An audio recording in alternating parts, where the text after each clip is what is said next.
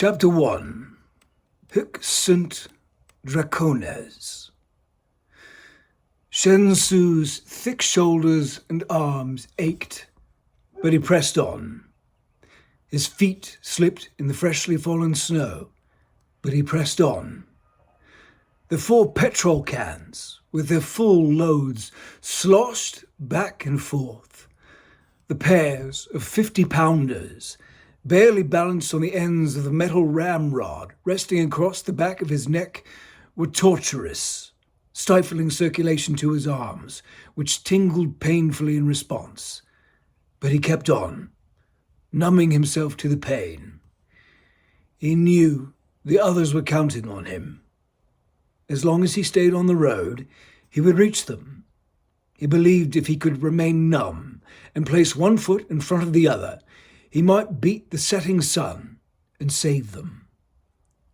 Shen Tzu did not realize that behind the storming clouds, the sun had set half an hour back. He froze when he heard them coming. Tzu bent his exhausted knees and dumped the gas cans off his aching neck, then stumbled and fell into the cover of the snowy trees.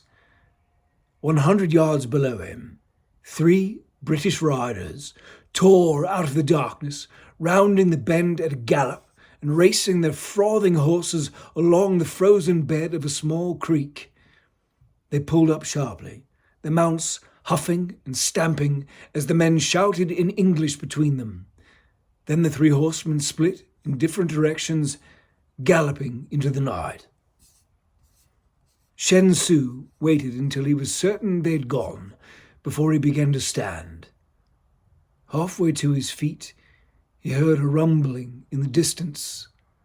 An army was coming. Tzu saw the first ranks of thousands of the dead emerge from the darkness. He ducked back. His face quivered, and his hands clutched involuntarily as he watched the massive horde slow, then split into 3 parts, each group chasing a different rider's hoofprints. 10 minutes passed, and the flow of dead men finally trickled away. Tzu nearly sobbed with relief. When he peeked out and saw her coming in their wake, he nearly bit through his lower lip to stay silent. The Red Maiden rode her magnificent white and black Andalusian along the track her army had left. The stallion paused and bent its neck, slaking his thirst from the stream the army's boots had revealed below the fresh layer of ice and snow topping its flow. She looked back. A trio of dead men came running through the trees to the west. As they approached her, Tzu heard them talking, but it was not a language he recognized. When the lead man finished, he saw her nod in agreement. She directed the 3 of them south. Without hesitation, they turned and ran across the stream into the tree line. The Red Maiden, in Leonie's body, pulled her reins, bringing Joshua's head up from the water. Before she spurred his flanks, she stopped. She looked into the woods in Shen Tzu's direction. Tzu's breath caught, and a new flush of terror washed through him. He tucked back, willing himself to be part of the tree and no longer a man. He squeezed his eyes shut, certain she'd seen him. He fought through his terror. He forced himself to open them. He peered around the trunk. She was gone.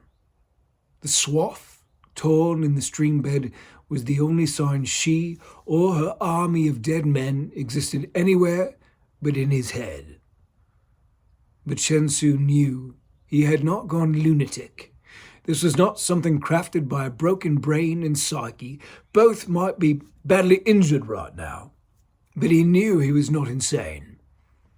All this horror had a clarity to it insanity could not create.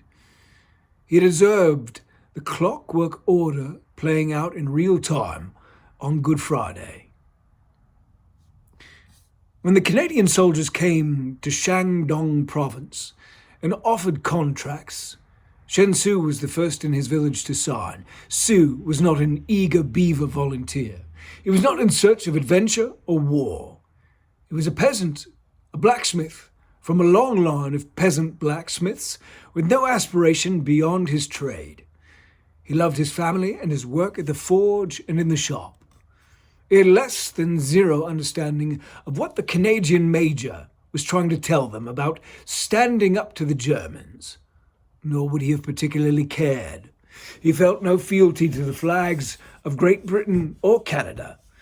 If anything, he owed them disdain.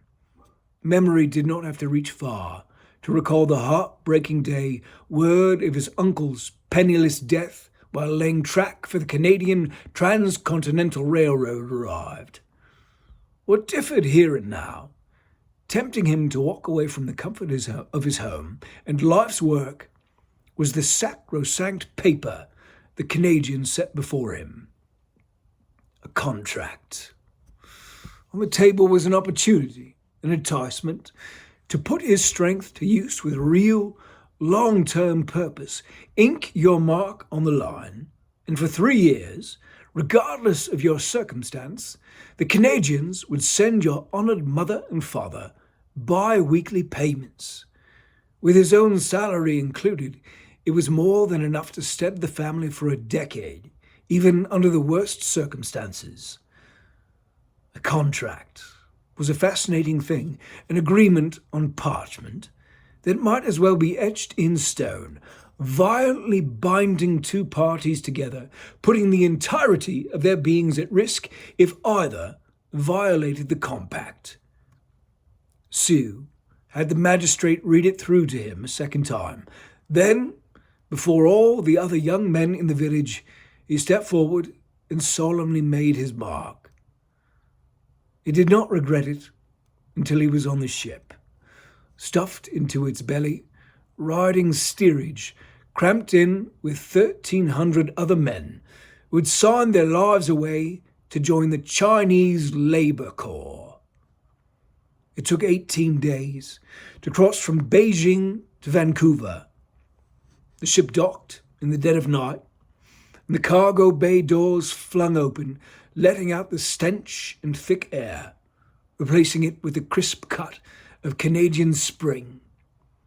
The taste of clean air was pure intoxicant. Sue revelled in it as they were hustled and force-marched to the railhead under cover of night.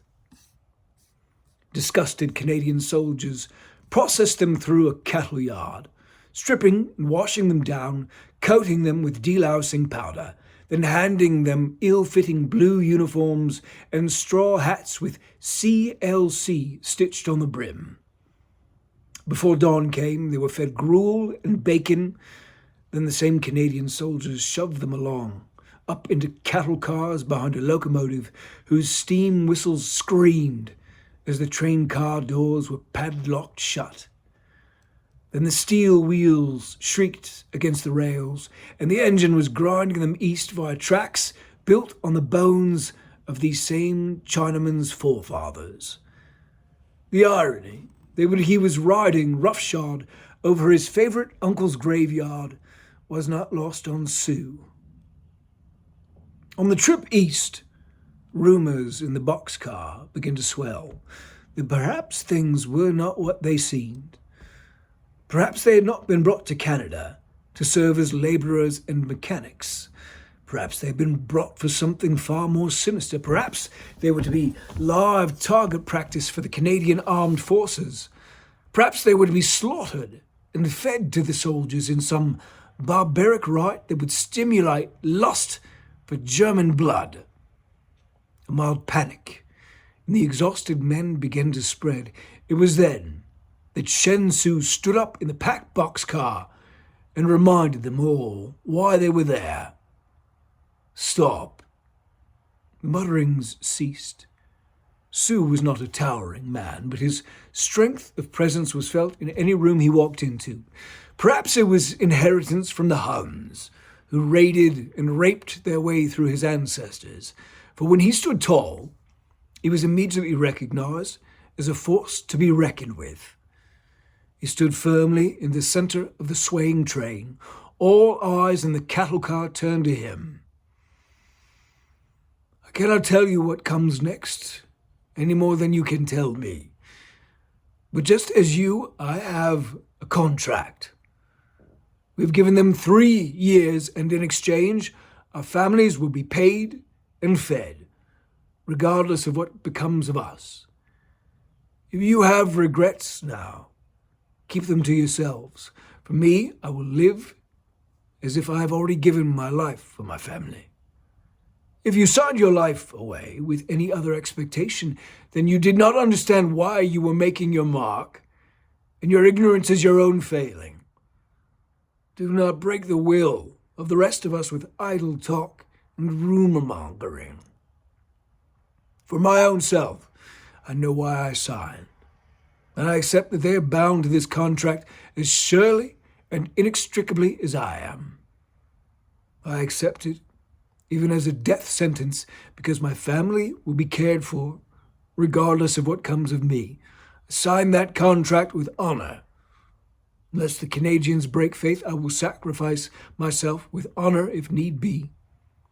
This is the Tao before us. This is the way we have chosen. If we live, it is as it is. If we die, it is no different. So, let it be. Shen Su was raised in the Taoist creed. He embraced its truths and lessons as well as good. He could be like water, effortless in action, flowing with calm force, pressing on, relentless, through any twist or turn until it reached the sea. And so, 1 month later, all the steel trains and riveted ships released them from their depths and cast them up onto the docks at Le Havre, into the waiting arms of the Canadian and British armies. Then Good Friday came and ended things.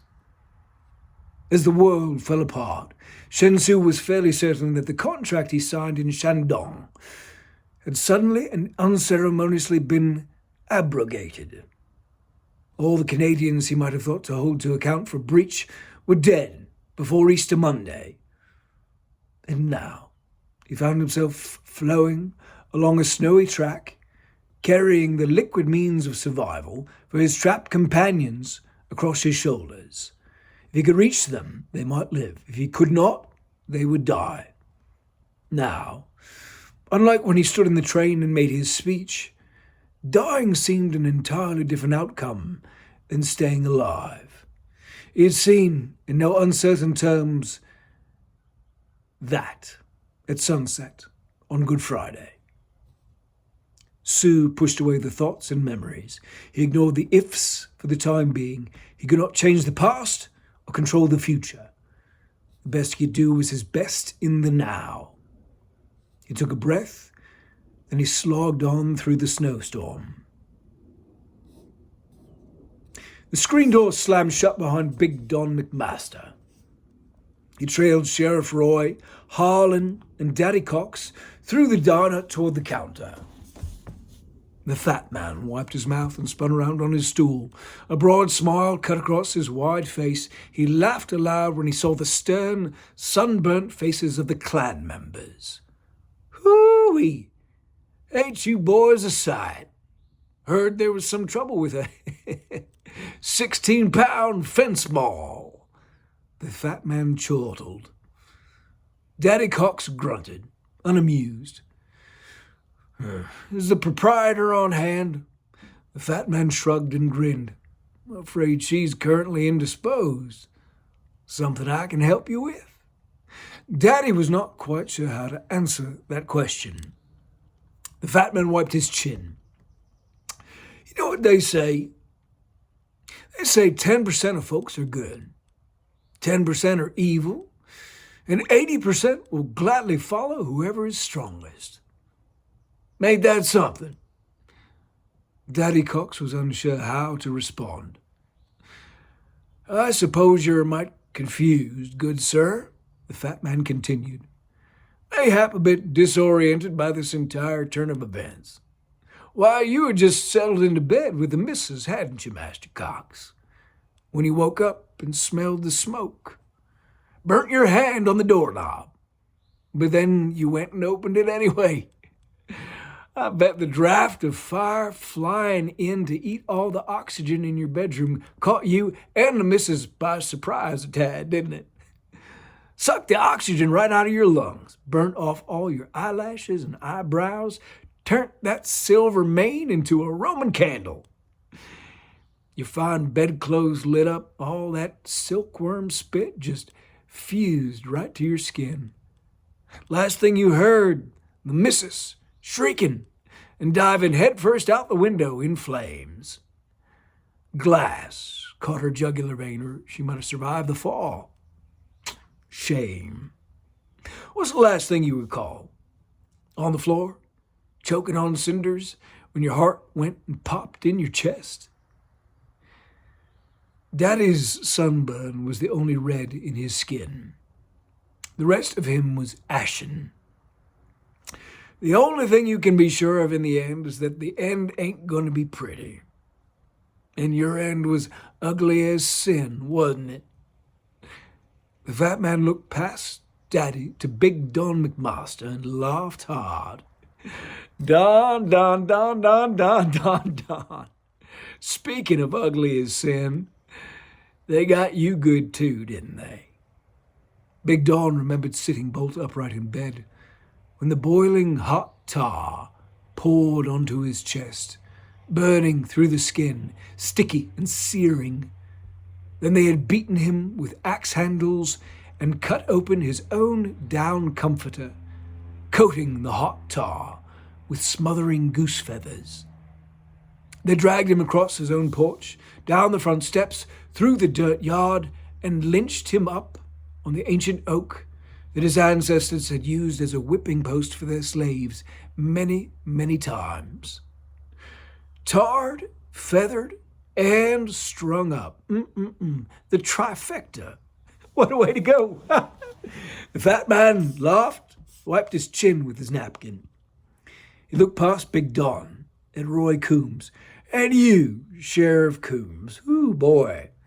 They kept it simple, didn't they? Held you down, shackled you in your own cuffs, sat on your neck, and let the life leave you breath by breath. Made sure you saw it coming and had time to think it all through. They let you beg for your life with the only breath you had until you finally let go of hope because you knew there was not a goddamn thing you could do about it. Then poof, the candle finally snuffed out. Wasn't the first time you experienced that, was it? Was just the first time you was on the receiving end and not the giving. He looked over at Harlan. And lastly, young Master Cox. Your ending happened a good while back, but Miss Jean's work was impressive as hell, too. What business is that of yours, sir? Asked Daddy Cox. What business? In short, you boys are my business, and business is a booming. You fellas and your kind have bought and sold some kind of idea that there's a Lucifer out there in the wilds of some vicious, burning hell that comes and whispers in your ear, tempting you to sin. Mighty convenient, that. When you do wrong, it wasn't you, it was Satan. Well, I'm here to tell you this. The only Satan there is lives right inside there. The fat man poked Daddy square in the middle of his forehead, leaving a white indentation in the pink. And what I'm here to do is to help you dance with that devil, instead of pretending that's not who you are. Everything in you wants to do wrong. When given the choice, you almost always choose to do wrong or do nothing. And every choice you people have made has bent the world toward the end it's at. And I'm of the opinion that will not change. So my business is to offer you what you pray for every Sunday. Divine forgiveness. And the opportunity to wake up Monday morning and do it all over again, and with even more zeal than you did it the week before. The four men were silent. This was not entirely the righteous, divine mission as they had defined it for themselves. The fat man shoved a piece of bacon in his mouth and chewed it down. He followed it with a swallow of coffee and grinned. Now, let's get to brass tacks. You boys ready to be cut loose, all forgiven and forgotten, slate of sins wiped clean so you can chalk up as many fresh ones as you can handle? They were silent. I'll take that silence as consent, then. Time to get your hanging party back underway. Close your eyes. He saw hesitation. Boys, I'm about to cut you off the leash. Just asking you to do what comes natural to your kind. Or I can send you on to receive some more punishment, if that's what you'd prefer. The threat hung in the air. Let's try this, fellas. Why don't you just imagine that you are all indeed dreaming, and let your pure, natural instincts lead you where they may. I believe that if you can just relax and realize that you ain't actually good men, you'll do just fine in the trial set before you. He let that sink in, making sure they understood what he was offering. They did not appear to be swallowing it entirely. Or we can decide that I'm sending you forth to do God's righteous work, if y'all would prefer it in those terms. You could tell that the simplicity of that was more to their liking. Fine. We'll call it that. Now, close your eyes. The four, following Daddy Cox's lead, submitted. Well, hip, hip, hooray, said the fat man. Now go forth, children of God, conquering and to conquer. When Harlan opened his eyes, he was in a dark pine box. Memories of his death in Cox County flooded him, and he shrieked through the dead German major's dry throat. He punched up, and the lid of the casket loosened. He kicked and punched again, pummeling upward until the thin pine shattered, and he was free. He sat up in a whitewashed cellar in San Quentin and found himself with 3 other coffins in a makeshift morgue. He helped Daddy, Big Don, and Roy Coombs out of their own wooden resting places. They stood there looking at each other. Daddy? Asked Harlan. A black-haired Bavarian captain nodded. Yes, son, I'm here. Sheriff Coombs? A sapper lieutenant with a thick blonde mustache nodded in response. Yes, Harlan? The last of them was a big, square-shouldered sergeant. Big Don? Harlan asked. Big Don McMaster nodded. All right then, said Harlan. Believe that fat fella said we were to continue with our hanging party. Indeed he did, said Daddy. In Jesus' name. Waiting for them at the top of the cellar stairs were 3 German shepherds. Daddy Cox knew hunting dogs. He saw that these were prime beasts. As they ventured into the empty streets of San Quentin, they followed the dogs, collecting rope and a long spool of telephone wire along the way. When the dogs caught scent of living men hiding in the ruins of the city, they drove them out into the open, where Harlan and his fellows captured, tortured, and hung them. Reveling in the gift of freedom and righteousness the fat man had bestowed upon them. Amen. Hallelujah.